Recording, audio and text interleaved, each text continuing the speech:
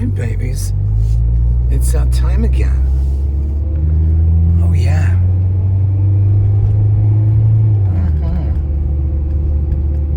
What is happening, people? Been away for a while. Coming back at you, but I'm noticing I'm kind of blurry. I don't know what the story is. Oh well. I can't use my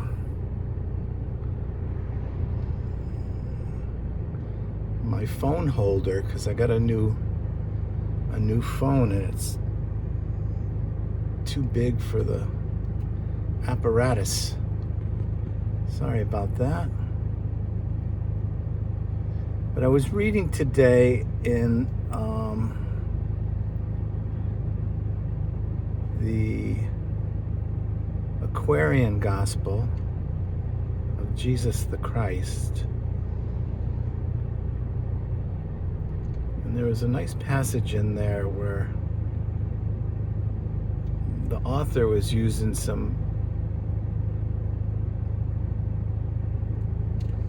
beautiful language that kind of speaks to our current problems, which are myriad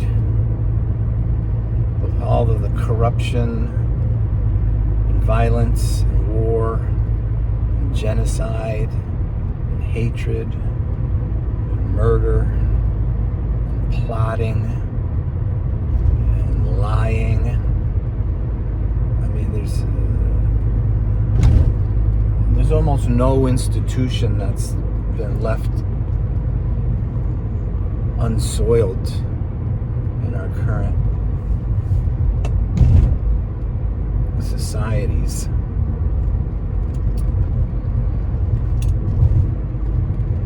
But the author was putting words in Jesus' mouth which ring true to me as far as how I see God wanting us to react in this hour. And that is in addressing the wars within ourselves.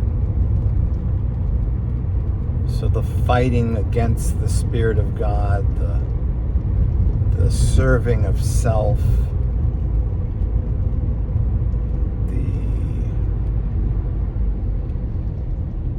the attempt to find more and more pleasant circumstances to help us get through these difficult times, when really the solution is just in the surrender to the breath of God. And you could say breath, you could say wind, you could say spirit.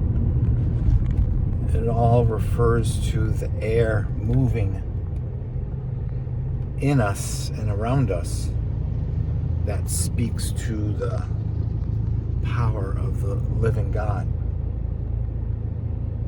And when we do that, we find ourselves almost immediately in a buoyant state, because the very breath and life of God in us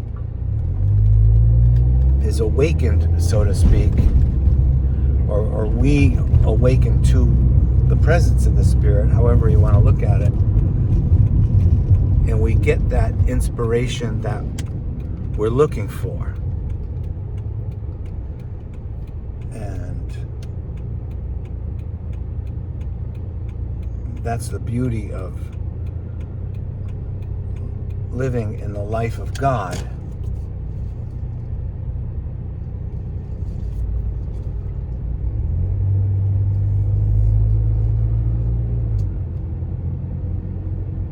Is that no matter what's outside circumstance is occupying our attention, we can always have the solace and the direction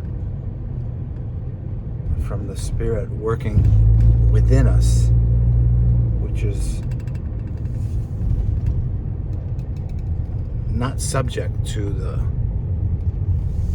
forces in the natural world.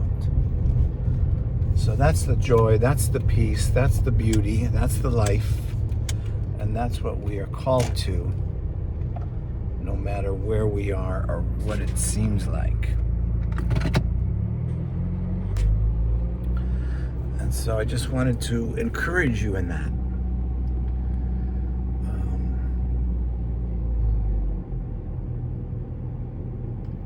Because the beauty of God is within us, and we just need to let Him out. And we do that by serving others, by looking for ways in our lives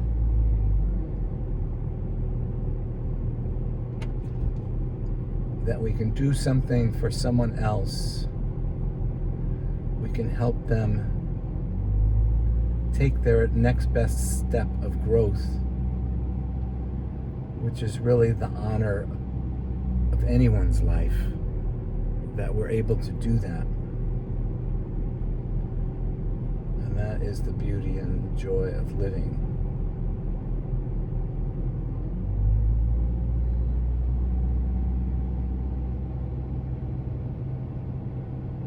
So I just wanted to encourage you to do that, because if you're like me, you're getting kind of overwhelmed by the ugliness and the darkness and the hopelessness that surrounds us. And we just have to remind ourselves that that's not what we're called to. We're called to responding to the kingdom of God within us.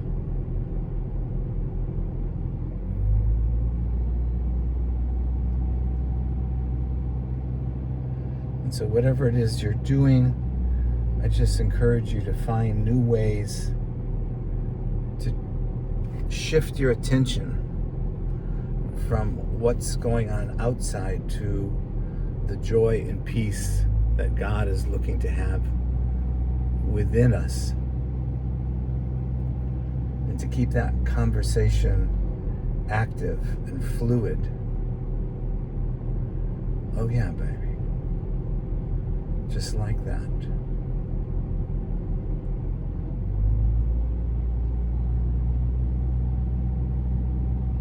And personally, I find the verses in